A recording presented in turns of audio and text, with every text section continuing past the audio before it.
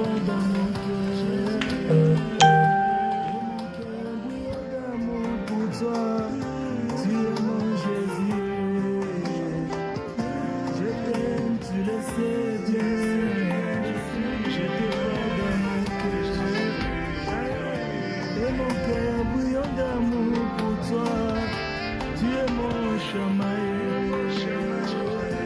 Je t'aime, tu le sais bien. Je te porte dans mon cœur. Et mon cœur brille d'amour pour toi. Tu es mon papa.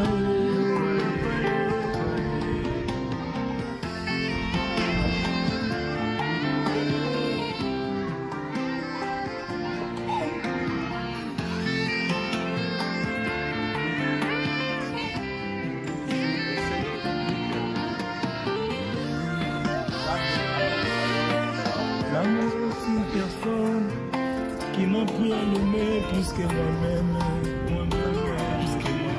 L'amour est une personne qui a ôté la sentence de la malédiction dans ma vie. Oh, l'amour est une personne qui aussitôt entrée dans mon cœur a séduit toute ma vie. L'amour est une personne qui s'est sacrifiée tout en étant sacrificateur. Oh oui, l'amour est une personne qui me conduit dans le chemin qu'il est lui-même. Lui-même, je le sais.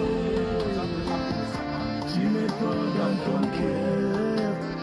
À permettre biso et toyebako solola, toyebako loba de sa part. Nous avons un grand thème au Tobandaki Ango depuis moi au Ebandi. Tobandaki na thème au Nzamba Pesaki biso. Ezali koloba boyete comment observer le temps et les miracles. Comment observer le temps, les signes et les miracles. Zambi Azolokumu. Parce que la fois passée, on a un peu essayé de décortiquer. Sololaki, Tolobaki, le lengekani moment où tu as lu Koleka. Ezali moment où yo mutu nyonso to mwana Nzambe nyonso esengeli na ye azala prudent, esengeli na ye aveiller. Seigneur n'a été appelé ça confiance et si cagnon soit coupé ça parce que tant autres le diable s'est levé bando qui batelemi banganga qui se batelemi bando qui batelemi non so bazoluka par tous les moyens que va détruire baïbana pour séduire bana nazam. Mais nous en tant que les hommes de Dieu tokolembate tokobese pe na bokote, nous sommes là pour l'œuvre du Seigneur Jésus-Christ. Nous devons évangéliser, nous devons prêcher pour être éveillés à l'amour, à comprendre que le temps que nous avons, nous allons koleka. C'est que un Nzambe à pambola yo. Tous en 4 na mukanda na Nzambe sans plus tarder. Na 4 na mukanda na Matthieu chapitre 24. Matthieu 24. Autant rapidement. Matthieu chapitre 24. Autant premier verset, tu na 13e verset. Nous lisons au nom du Seigneur Jésus-Christ. Comme Jésus s'en alla, assorti du temple, ses disciples s'approchèrent pour lui faire remarque les constructions. Mais il leur dit, voyez-vous tout cela? Je vous le dis en vérité, il ne restera pas ici pierre sur pierre qui ne soit renversé. Il s'assit sur les montagnes des Oliviers. Et les disciples virent en particulier lui faire cette question. Dis-nous, quand cela arrive-t-il et quel sera le signe de ton événement et de la fin du monde? Jésus leur répondit, prenez garde que personne ne vous séduise, car plusieurs viendront sous mon nom, disant c'est moi qui suis le Christ, et ils séduiront beaucoup de gens. Vous attendez parler de guerre et de bruit de guerre. Gardez-vous d'être troublés, car il faut que ces choses arrivent. Mais ce ne sera pas encore la fin. Une nation se lèvera contre une nation, et un royaume contre un royaume. Et il y aura en divers lieux des famines et des tremblements de terre. Tout cela ne sera que le commencement des douleurs. 9. Alors on vous livrera au tourment et on vous fera mourir. Et vous ferez haïr de toutes les nations à cause de mon nom. Alors aussi plusieurs s'écomberont et ils se trahiront, les haïront et les uns les autres. Plusieurs faux prophètes s'élèveront et il séduira beaucoup de gens. Zambe apambola yo, Zambe amona yo, parce que liloba na Zambe ezali clair. Oyo Yesu azali komuma na baye kolina ye. Bazo kotuna ye mutuna. Bazo tuna ye mutuna. Yebisa biso. Makambo yango ekokoma tango nini? Makambo yango ekozala tango nini? Et Yesu azali kobete eza na libanga moko te oyo ekotikala likolo ya libanga mosusu. Batamboli muke batuni susu Yesu question. Bazo tuna Yesu question ete. Yebisa biso événement ya retour na yo aboya na yo ekozala ndenge nini? Yesu azali koyanola na mukanda oyo. Azali kolobete mikolo yango comme de signe ya tango yango. Trouble ekokota, banzala ekokota, ba nation ekotelema na misusu. Batu bakolinana, batu bolingo ekosila na kati na batu. Banzala, makamabe ekotelema, mais tango ekoya, eza ya suka te, ezali suka te, mais ezali ebandeli. Ezali ebandeli. Nzambe na biso azwa lokumu parce que moment o tokomi moment ya makambo o tozali ko vivre et Seigneur moi na Nzambe a veillé de façon que parce que Bible zo même des faux prophètes ba kotelema. Alors pour na mutu a veillé ezo senga makambo o Seigneur mutu a zala na yango lokola moi na Nzambe pour na koyeba que est-ce que place naza oyo nazo veiller, est-ce que place naza on a déjà séduit place naza on a déjà trouvé faire séduire nga naza déjà na kati ya libeba tote naza nzela na Nzambe. Est-ce que si kanga nazali ngande naza boye, est-ce que naza déjà basiba baby si vinanga eza déjà kobeba parce que baye balobete les faux prophètes viendra pour séduire plusieurs. Le diable Satan s'est levé balungwe na makambo nyonso o biso to bande koyeba na tango na kala. Yakolo baboyete okokende quelque part au consulter mandona, okokende quelque part au consulter ba magicien, okokende quelque part au kuta bato o bazali ko sala ba incantation ko sala makambo oyo mutu yo mo ayebi conscience na bite non awawa na koti na ndako ya nganga na koti na ndako na bakisi ezali susu bongo te. To comme na moment oyo mutu esengeli alamuka esengeli mémoire na ye efungwama ayebete moi je suis dans les bons ou je suis dans les mauvais. C'est pour cela tolobi topetem na biso ezali comment observer les temps, les signes et les miracles. Nous allons commencer tout d'abord sur le temps. Les temps, toujours mon attend dans mon grec ezola qui s'abisso temps. Nous avons les kairos et les chronos. Les alitans. Ce sont des mots grecs. Oezoloba na chronos ezali temps autre ezali ko vivre. Temps ya mokili oyo nous avons les périodes. Tous en la saison. Tous en moment. Hein? Moment. Tous en les sous na ba air même des calendriers sur le temps. Les horaires, les abattants. Heures autres en 24 heures, les attends. Jour, mois, semaine, tous en année. Nous sommes en 4 temps où nous avons chronos. Mais nous avons encore un autre temps où nous avons kairos. Et le kairos n'est pas le temps des hommes. Le kairos, le temps de Dieu. C'est différent avec le chronos. Le chronos, c'est notre temps de ce monde. Où nous avons calculé, nous avons programmé, nous avons fait l'horaire, nous avons planifié. Alors, nous avons na année, nous avons sika songolo, nous avons sika pakala. Nous avons planifié, nous avons fait naïe. Alors, nous avons fait les États-Unis, nous avons fait la Chine, nous avons fait l'Arabie Saoudite. N'a pas planifié l'horaire naïe, il a planifié ce temps-là. Tout ce temps-là, on appelle ça le chronos. Mais nous avons les kairos. Les kairos, c'est le temps de Dieu. Ça ne dépend pas des temps de ce monde. Ça ne dépend pas des calculs de l'homme. Les kairos, c'est le temps de Dieu. C'est pour cela que mon période de yé, mais est bouleversée. Tout le monde a été moutako botama. A collé avec un asali programme avec un 20 ans au Sarabo. A comme il a 17 ans à Kofi. Parce qu'il n'est pas dans les chronos, il est dans la kairos. Kairos, c'est le temps de Dieu. Dieu fait son calcul. C'est pour ça que la Bible nous dit que un jour devant Dieu, c'est 1000 ans. Donc, calcul là, est incalculable. Calcul ensemble. Mutu moko tako ko contrôler yango. Calcul ensemble. Topetan ensemble. Mutu moko tako ko planifier yango. Mutu moko te akoko ba que non a calculer ensemble. Il ne dépend pas de l'homme. C'est pour ça que la Bible les autres être makanisi ensemble et que c'est na makanisi na bateau. Ba raisonnement ensemble et que c'est na bateau. Banzela ensemble et que c'est na bateau. Pour vous dire, pour nous dire que le kairos c'est différent avec le chronos.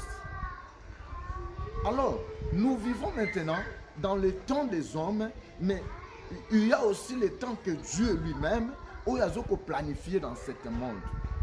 Zambela biso apambola yo mutu zali kolanda biso oyeba ete malgré zali ko sambela esengeli na mutu ayeba que il y a le temps que l'homme peut faire tout ce qu'il peut faire, tout ce qu'il peut planifier, mais il y a aussi un temps que Dieu lui-même propose, le Dieu lui-même oblige.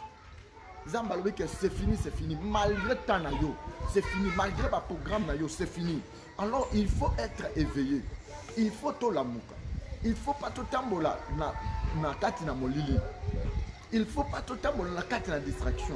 Le moment où tu as le temps où nous sommes, ils attendent au moutonio so azala éveillé à la mouka. À mon moment où nous tozali, tant ni tozali. Ce qui toquait dans mon canal ensemble, au commun qu'il y avait un temps où dans l'église de la Odyssée. Nous sommes le temps de l'église de la Odyssée. Batuba komi kolingal, oyo bango balingi. Batuba komi kosala makambo oyo balingi. Batuba komi okaza na église, mais azo sala makambo eza na libanda. Yango zomona ndeko na biso Patrice Ayemba alobete. J'ai trouvé le monde dans l'église et l'église dans le monde. Donc il y a pas de différence. Orokene na église, makambo zo salama, ozoni tuneske na za église. Naza wapi. Alors, na lingete la poko lelo, mutu nyoso a observé. À partir de l'obana nzambe, ayebete naza wapi, qu'est-ce que je fais? Nazo ke nous sommes l'église nini. To comme na moment où mutu ko sala la ba sentiment te. Mutu ko za la fanatisme te. Aujourd'hui les gens ba comme ba fanatisme. Donc il y a adjoint pasteur a comme le col ensemble. Bato bazo se permettre basala nyonso oyo mutu azoyebisa bango pona kosala. Ndeko nanga tokomi tango mabe. Il faut comprendre des choses. Bible eza koloba la biso ete na katikati na mokanda na soki totangi mokanda na Timothée chapitre 3 verset 1 à 5. Ezoloba ete le temps ici bato bakokoma ba fanfaron, amis de l'argent. Nathan Otozali bah, pasteur, des hommes de Dieu, même les enfants de Dieu, même Batou, bah comme qu'on peut ça bah plaisir na bango, bah comme qu'on sait là bah plaisir na bango. Oh ndeko tokomi tango mabe. Il faut bien observer ce temps. Aux autres une église, juste le pasteur est là, il parle de lui. Au côté mutazote il y a des pères bandakiti à ceci, il parle que de lui. Les gens d'aujourd'hui, bah comme que se confie mini dans ma prophète, parce que la Bible l'objet confiez-vous aux serviteurs de Dieu. Vous allez affirmer au prophète, vous allez réussir. Donc lui, il est là seulement pour réussir. Non, il y a un temps pour tout. Il y a un temps pour tout. Il y a un temps, ça je savais qu'il y a un temps pour tout. Mais pour bien observer le temps, il faut quoi? La première des choses, il faut connaître la parole de Dieu. Pour bien observer ce temps, il faut connaître la parole de Dieu. Ceux qui ont maîtrisé l'ensemble, bako séduire yote. Parce que bako séduire et belé. Ceux qui m'ont ayebi l'ensemble, bako séduire yote. La première des choses, il faut avoir la parole de Dieu en toi. Soko ozana liloba na nzambe na kati na yo, bakoyela yo ba makomi. Mais bakolonga yo te. C'est pour ça dans montagne, quand Jésus est parti, Bible les autres azali 40 jours dans combat. Et le diable est venu, a comme c'était il est écrit. Lokola Yesu azala ki na kati na loba. Lokola Yesu ayeba ki loba, a répondu que il est écrit. C'est-à-dire quelqu'un qui a la parole à lui, mutu azana loba na nzambe na kati na ye, bakotika la jamais koko isaye. Bakotika la jamais kobungi isaye. C'est pour cela toujours pour bien observer ces temps, il faut connaître la parole de Dieu. Il faut maîtriser la parole de Dieu. Il faut lire la Bible.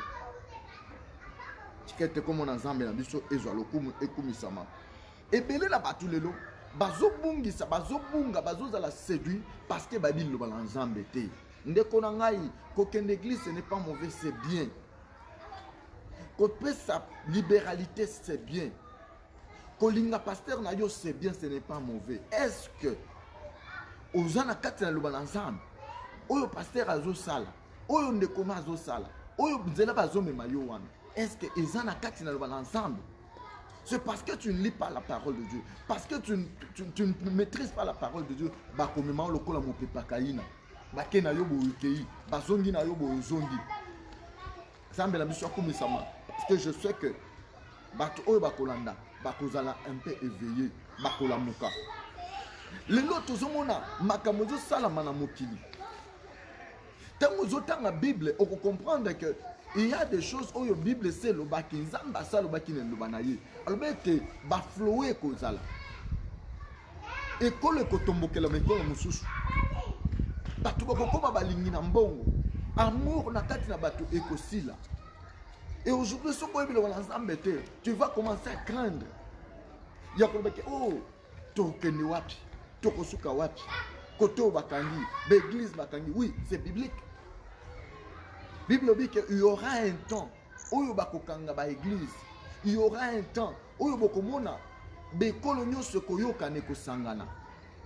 les autres ont un confinement.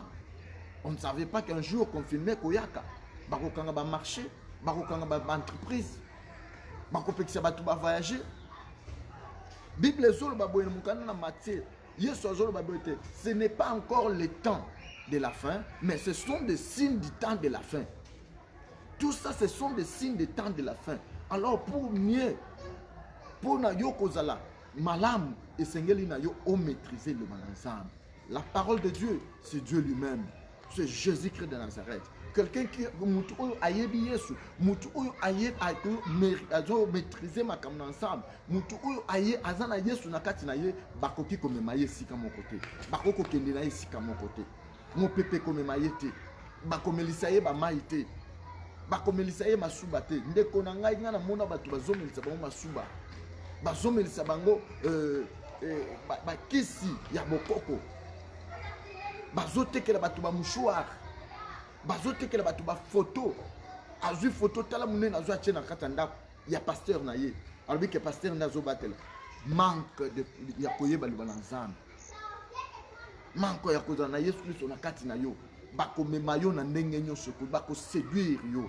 Aujourd'hui le monde aujourd'hui bakomi ko se confier mingi na ba prophète na ba prophétie. Les gens bakomi lelo bazo donc yepo ayo kataza la bien faut appeler ça prophétie.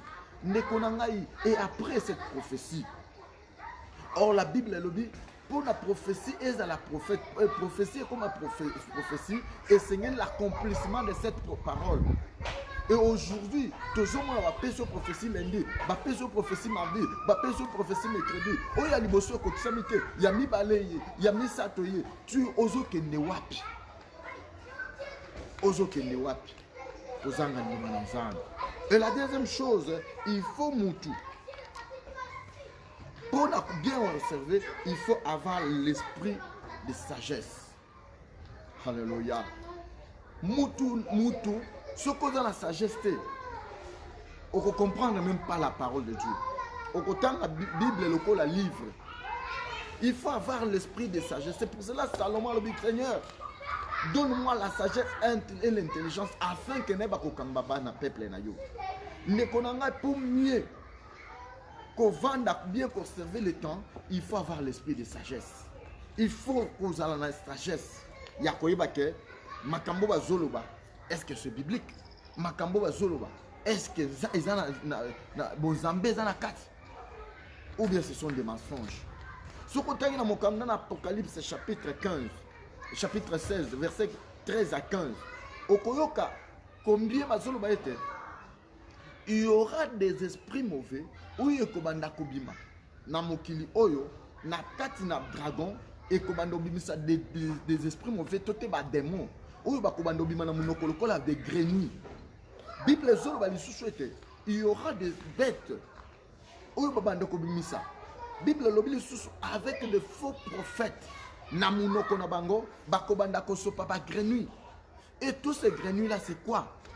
Ce sont des esprits mauvais. Au côté de l'église, oh yo yebito maîtriser tous les balanzambe, tu n'as pas l'esprit de discernement. Bakobanda koboa ke la yo. Nengo zo mona mutu akina église, ayaki malamu, akomi kozonga pauvre. Oyaki na yo zaki na problème tam sur le mariage. Okomi kuna na chômage kanyo. Pourquoi? Les esprits mauvais tondi kati na yo. Lelo komi kokufe la bande. Lelo komi kozanga kimia. Depuis côté de l'église, on n'a rien d'échange. Par contre, des problèmes. Soukanayo bazoli yo na mwasi na yo kuna. Soukanayo ba bomeli yo bana. Soukanayo bana nyonso ba yaki kuna ba bebisa na kindoki. Pourquoi? Ok, esika komi livré na ba prophète oyo bazana nzambe te baza ba agent ya démon. Bible zolo ba biso so okiti na mokandana na verset 15 zolo ba ete esengo na mutu oyo akobatela bilamba na ye. Pote Yesu akoya lokola muyibi. Jésus viendra akolaka mutu te. Akoya lokola muyibi. Est-ce que akokuta yo na bilamba ou bien okozala nu? Zambe na biso akomisama. Parce que tant na biso eza muke. Yango pis na biso kotanga na mokanda na Psaume chapitre 90 verset 12. Ezoloba boy David azoloba enseigne-moi à bien compter mes jours. David azoloba enseigne-moi à bien compter les jours. Quelqu'un qui a l'esprit de discernement, il doit connaître Dieu et il va commencer à beaucoup prier. La vie de prière est dans la katinaye. Si tu as la sagesse, tu auras la vie de prière. La vie de prière est si la katinabatu. Le temps où nous passons, le temps où nous vivons, ma soeur, mon frère, c'est le temps où le Seigneur nous a dans l'intimité dans Zambé. Oui, le pasteur, ce n'est pas mauvais. Les prophètes, ce n'est pas mauvais. Mais si tu as l'intimité avec ton Dieu, Zambé na yo abanda kolobela yo. Bible zolo bana mukanda na Jobete. L'Éternel Dieu parle d'une manière à une autre. Ne kozamba kolobela yo moko kozala prophète ya vina yo moko. Il va commencer à te parler nanzela na basonge. Il va commencer à te parler nanzela na connaissance. Dieu parle. Mais le problème est que Moutou a zumoté parce qu'il manque la sagesse. Azo se confier na esika ou yako se confier te. Le temps où nous passons, c'est un temps très mauvais, très critique. Et Seigneur Moutou à comprendre, à ce cela, que le temps que nous passons, il faut avoir l'esprit de sagesse. Dieu, Zamba Sungayo, Molimona Nzambe et Sungayo, pour être sagesse et kotakati na yo, pour comprendre quand nous tous allons, pour oyeba bien observer ce temps. Et la troisième des choses, il faut avoir l'esprit de discernement. Alléluia. Il faut avoir l'esprit de discernement. C'est pour cela un jour, Paul a dit une femme, à la nuit voici les hommes de Dieu vivants. Et quand Paul regardait cette dame-là, a moni directement ce qui est en lui, ce qui est en elle. Alors ça, ce n'est pas l'esprit de Dieu, c'est l'esprit de Python. Laisse-moi te dire, les esprits mauvais prophétisent. Laisse-moi te dire, les esprits mauvais parlent mieux.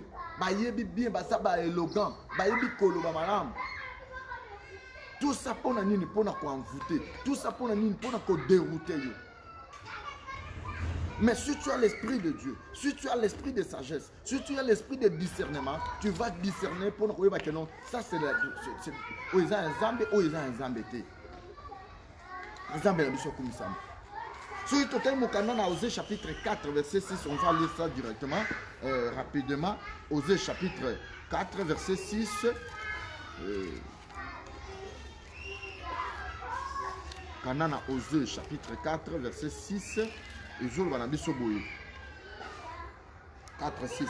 Mon peuple est détruit parce qu'il manque la connaissance. Puisque tu as rejeté la connaissance, et je te rejetterai, et tu seras dépouillé de sacerdoce. Alléluia. Nzambe na biso comme ça. Lelo oyo bana na Nzambe bazobunga pona kozanga liloba na Nzambe, pona ko maîtriser liloba na Nzambe. Bana na Nzambe bazali kobunga parce que balingi sentiment, balingi koyoka mingi sans pourtant kozwa temps ya consulter Nzambe. Consulter Nzambe, ce n'est pas aller dans des prophètes. Consulter Nzambe ya malamu, c'est aller de genoux, de genoux. Il faut avoir la vie de prière. Il faut avoir la vie de prière. Ma soeur, mon frère, Dieu parle. Et Dieu a des oreilles. Notre Dieu parle. Il a des oreilles pour écouter. Il a aussi des yeux pour voir. Mais le problème tellement aux joies vie na yo mo confier en we pa inabat. Manque de connaissances. Bah comme de gauche à droite. Manque l'esprit de sagesse. Manque de discernement. Combien de personnes ont bazanga discernement? Beaucoup de gens, beaucoup de hommes ont discernement. Azu mutoye pembeni parce que mutoana za boga, parce que za courageux, ozo pousser pembeni na yo. Lobi kuna détruire vie na yo, détruire misala na yo. Combien bazanga ba mariage par manque de discernement. Je fiancé sans pourtant ko ba ken muto camarade azande nini. Obandi ko betele masolo na yo nyoso. Lobi kuna libala wane kufi. Okomi ko nyokwama. Lelo batu boni ba kufi la bana. Pour la nini manque de discernement. Abandi zemi. Yo wana mbango ki ko betela mani. Oyo zo betela oyebiye tadam na ye. Bible obete ba séducteur ba kobima ebele. Tout ça, ce sont des signes des temps de la fin.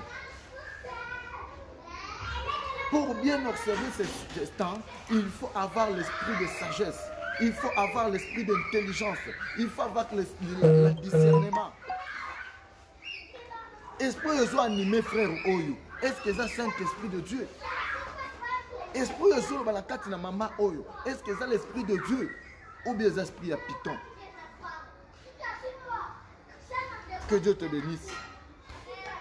Zame la biso apambola yo. Toza moment où ye sengel na yo aux un esprit de discernement. Toza na moment où ye sengel na yo oye bali bala ensemble. On maîtriser la parole de Dieu. Lire la parole de Dieu. Kende na bonne de lire. Zamba yo kaka nzamba ata na chambre à coucher na yo zamba koyoka yo. Ba prophète ba bimi belé. Lelo lande donc il y a pas une église sans prophète. Et ba magicien na kenda wapi? Ba mando na baza wapi? Nyoso wana nini pona ko séduire. Petango zoko kota la ndako na bango tikala ko yeba que l'esprit qui est cet homme là et ko simba yo et ko détruire yo. Yambo lelo buli batu ba komi panza na lokoma yebo lelo azana église, lobi azana église, lobi azana église kuna. Tu cherches quoi? Ce qui nzamba za moko. Pourquoi aller là-bas? Pourquoi aller là-bas? Parce que manque de discernement, manque d'esprit de sagesse. Que Dieu te bénisse. Zamba pambola yo mutuzo landa biso. Tika ba confiance o yo zana ngwe bele wana. Tika ba confiance o zana ngwe yango ne bomela yo misala. Yango ne bomela yo vie. Yango ne tika yo na instabilité. Il faut bien observer le temps que nous avons. Ta auto za su mutu ko sa confiance na mutute. Ezata ya mutu ko sa confiance na Nzambe na ye. Nzambe aza ya mutu ye moko, Nzambe azala ka bato belete. Nzambe aza ya mutu ye moko. Façon lelo o na yebisa kabata. Makambo zo sala na mukilo koko mona te. Roza na mwasi na mobali na ndako. Mobali akufi mwasi atikali. Ba il fallait balo bakeno lokola Nzambe aza ya biso nyoso. To cha bango nyoso na cercueil moko baki ata bino nyoso bokufi mais bakozo mutu na mutu bache na cercueil pour dire que oyaki yo moko okozonga yo moko. Confiance oyo zo pesa wana eleki na eleki est débordé. Mutu azozanga kopesa mobali na ye confiance na ndako. Azui confiance à kepesi pasteur na ye. azokoka kosalela mobali ne misala na ndako te mais azosalela pasteur na ye mosala. Manque d'esprit de sagesse. Il faut avoir la sagesse, ma soeur, mon frère. Les lots de l'église pendant ni nini. Amour de l'argent. 2 Timothée Zoloba. 2 Timothée chapitre 3 verset 4 à 5. Verset 1 à 5. Alors bibana bakotomboke la baboti na bango. Oui, même les femmes bakotomboke la mibali na bango. Yaya kotomboke la leki. Obengi pembeni obika yaya yaka to sala musala to sangana. To poussa famille kende liboso. Po to zanga te to kelela te. Kaka yo pousse wana nde mutaliboso ko trahir yo. Mais ce qu'on a un esprit de sagesse, ce qu'on a un discernement, avant pour ça y est, tu vas prier, tu vas demander Dieu. Le loba tu vas échouer, le loba tu vas koufa, le loba tu vas saler va perdre. Pourquoi? Azoba na musala sans que tu n'as consulté Zan. Moutozo qui ne voyage sans que consulter Zan. Que consulter Zan, mais ça quand l'église c'est que non pasteur elle va prophétiser bima non. Mets-toi à genoux, priez ton Dieu. Zamba koloba. Akoloba pas même à tel pasteur wana. Parce qu'il y a des pasteurs, des hommes de Dieu. Il y en a. Zamba kolobela ye sans que yo ya ko consulter. Aya yebiso Zamba lobi kende. Beaucoup de confiance les loba to babunga, les loba to basila.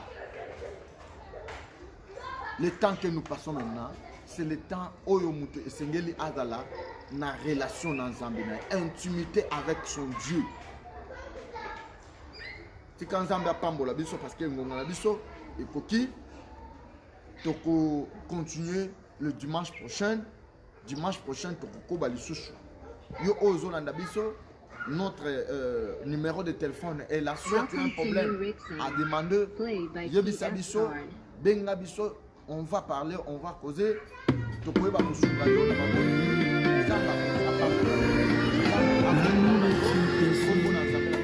qui a quitté le ciel pour la terre des hommes. L'amour est une personne qui a fait preuve de son amour, pas ses blessures d'amour. L'amour est une personne